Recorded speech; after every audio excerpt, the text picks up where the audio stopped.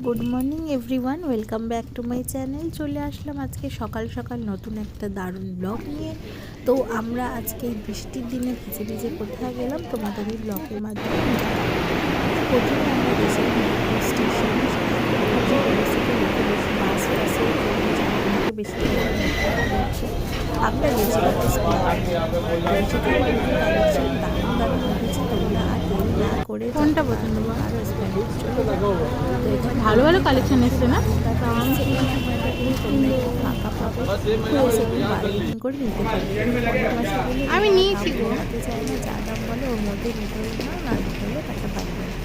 তো এরপরে যে কুর্তি কালেকশনগুলো আমি দেখাচ্ছি, আমি এখান থেকেই আমার তিনটে কুর্তিই নিয়েছি। অন্য দোকানে আমার সেরকম ভালো লাগেনি, তাই আমি তোমাদের ভালো লাগতে পারে।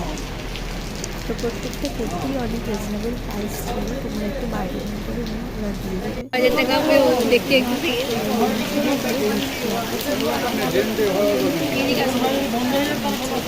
তো কতটা পরিমাণে রাস্তায় জল ঢালছে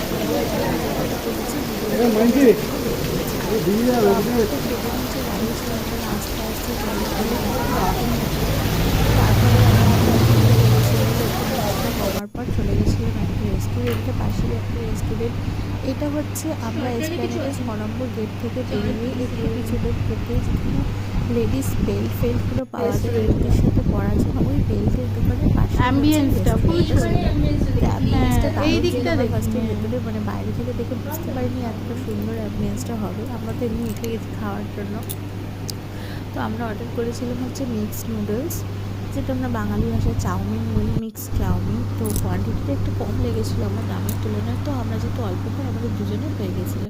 তো এটা ছিল পার্ট 1। আর আমি কী কী ড্রেস কিনলাম সেগুলো দেখাতে চাই।